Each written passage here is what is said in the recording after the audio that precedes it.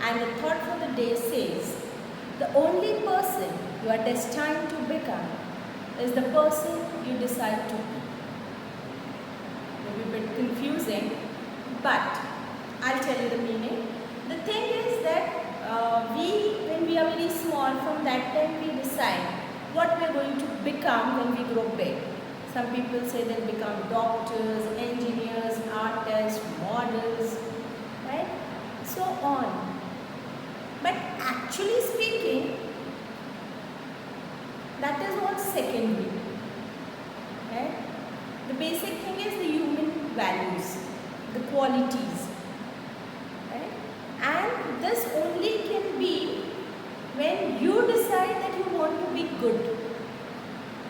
Right? If you really decide that you want to be good, then you are really going to be good. And that is what is, you are destined to become good.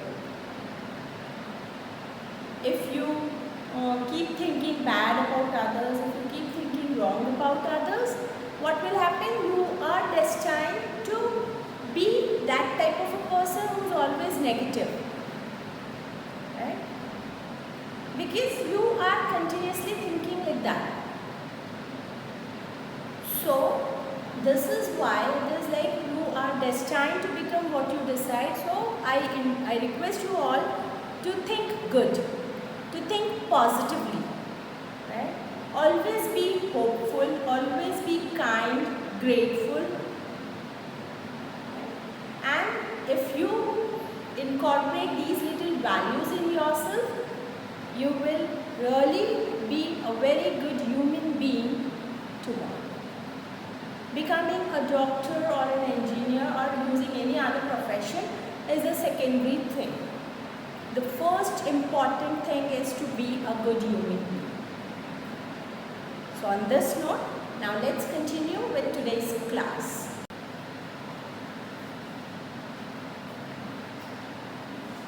So we're going to continue with the chapter, Should Wizard Hit Mommy? And in this chapter, in our previous video, we had seen how the father is in the habit of telling a story to his daughter. The name of the daughter is Jo and father is Jack. And how this daughter who is growing up, and since this story narration is going on for a long period of time, the father is almost exhausted with the ideas. So he is daily giving the same story just by making some small changes here and there. But the characters in the story, they remain the same. Right? And now this little girl, Jo, has also learned. She knows what all will be. She knows who all will be the characters in the story. She knows for sure that one of the character will be Roger. Now it can be anybody. Roger fish, Roger monkey, Roger donkey, chimpanzee, anything. But the name of that animal will be Roger. Then there is an old wise owl, right, who will be helping Roger. And if he is not able to help him thoroughly, he would suggest this Roger to go to the wizard for further help. And wizard would do some magical spells and he would help the animal. In return, he would charge a lot of money. And he would also tell Roger where would he get money from. So this all things we had seen in our previous video. In today's video, we'll continue with what is happening next in the story. So we are on page number 50 in the last paragraph when Jo is asking questions again and again and she's disturbing Jack.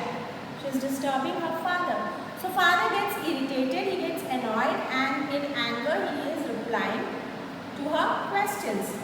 Then she's asking, then are these stories real or are these wizards really seen?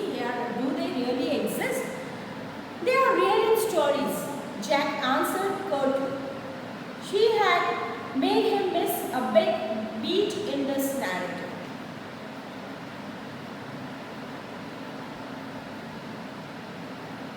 She had made him miss a beat in the narrative. So again she is asking a question, are these wizards real? So he says that they are real in stories. Right? And then this again annoys Jack. Why? Because he missed the next thought that he was supposed to narrate. He missed on it. So he gets angry. Curtly is rude. The owl said, go through the dark woods under the apple trees into the swamp over the creek. What's a creek? So then he again tries to get the thread of the story and continue his story, and he says that the owl is instructing, he is guiding Roger Skunk, that is what we are dealing with the story, Roger Skunk. Today's character in the story of the father is Roger Skunk. So he is guiding that go through the dark woods, forest, jungle, under the apple trees, into the swamp over the creek. Swamp is a marshy area, right, where a lot of water is collected. And then over the creek. What is a creek? Creek is a small shallow stream. Right? So the owl is giving directions how to reach to the wizard's place. A little river. Now what is a creek? Maybe this is a new word for Jo, so she again interrupts in between and she is asking, what is a creek? So the father says it's a small river. Over the creek, and there will be the wizard's house. And that's the way Roger Skunk went, and pretty soon he came to the little white house and he rapped on the door. So whatever direction was given by an old owl, Skunk followed it accurately, and within no time he reached to the wizard's house, and then he knocked at the door. Jack rapped on the windowsill, and under the covers Joe's tall figure clenched in an infantile thrill. So see, when you are narrating a story, if you narrate without expressions, without voice modulation and intonation, the story won't sound interesting. The listener will not be interested in your story if you don't give all the expressions and voice modulation. So, in order to make his story interesting, the father is in between even trying to imitate lots of things. So, as he says that Skunk rapped at the door, he is also rapping, is also knocking at the window sill. Right? And this sound, it gave a thrill in her body. Infantile, a childish, right? A baby-like. A baby-like thrill, it went into her body. She was all thrilled with the sound. And then a tiny little old man came out with a long white beard and a pointed blue hat and said, "Hey, what her want?" So now there's an entry of this wizard. So the father is making that sound and is giving the appearance of the wizard. Right? He is an old man, tiny little old man. And then what has he got? He has got all white beard and is wearing a pointed hat on his head. Right? And as he opens the door, he looks at the skunk and he's asking, "Yes, what is it? What do you want?" "You smell awful." The wizard's voice was one of Jack's own favorite effects. So that's what I've already told you, that to make his story interesting, father was trying to imitate all the ways which would really interest the daughter in the story, because the daughter was really not interested in the story. She got bored listening to the same stories every day. And then the wizard says, "Yes, you really smell horrible." He did it by scrunching up his face and somehow reading through his eyes, which fell for the interval rooming. So while making the sound, while imitating the sound of a wizard, this father, he tried to squeeze his face, right? Squeeze his face, and then his eyes and everything, and in doing so what had happened, his eyes had become watery, roomy, watery. he felt being an old man suited. So when the father is imitating, he felt that if he was really an old man, it would really suit him. I know it, Roger's skunk said, and all the little animals run away from me. The enormous wise owl said, you could help. So after hearing this, the skunk again gets very upset, but then he accepts the reality, the fact that yes, I know that I really smell very bad. And all the other little animals, my little friends, they all run away when I am around. And why I have come here? I have come here because the old owl had told me that you are the one who can help me out, who can take me out from this problem. Well, maybe. Come on in. Don't get too close. Now, inside Joe, there were all these magic things all jumbled together in a big dusty heap because the wizard did not have any cleaning lady. So, first the wizard, he tells, oh yes, maybe I can help you, we'll try. So now come in. And then he says, just stay away, don't come too close because the skunk is smelling very bad, horribly bad. And then inside of the description of the inside of the wizard's house is given that it is not at all properly arranged house. It's all dusty. All the things are lying here and there. They are all jumbled up. And why all this is happening? Because the wizard is very old. He doesn't have that stamina, that caliber to keep his house clean. And neither does he have a cleaning lady who could clean his house. Why? Joe is asking, why? Why doesn't he have a lady to clean his house? Why? Because he was a wizard and very old man. Will he die? So, one after the other, she's just throwing away the questions at father. And then again, she's asking, will the wizard die? Because he's very old. No, wizards don't die. Well, he rummaged around and found an old stick called the magic wand and asked Roger Skunk what he wanted to smell like. Roger thought and said, roses. So now, after coming inside the house, this wizard is searching for something because all the things are in a mess. So it's not easy to find the things which are needed so quickly. They are not at all very handy. So then he is searching and then he gets his magic wand. And then after getting his magic wand, he is asking Roger, now tell me, what would you like to smell like? Right? And then Roger, he keeps on thinking and thinking and thinking. And then he gets an answer and he says roses. Yes, good, Joe said smugly. So now, listening to this, Joe is also very happy. Right? Because roses, they really smell very nice. The fragrance is beautiful. And everybody likes it. So, Joe is very happy, thinking maybe that now at least nobody will run away. Right? Everybody, all his friends will be there to play with him. He'll have good friends.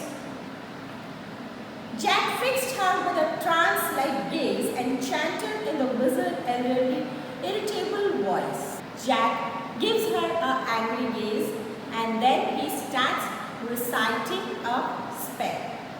Now let's see what is the spell. The spell is Abracadabra, Hocus Pocus, Roger Skunk, how do you do? Roses, roses, pull and hear. Roger Skunk, you never fear. Bingo! So, this is the spell which he is saying, and maybe while he is saying this spell, he is rotating his magical wand.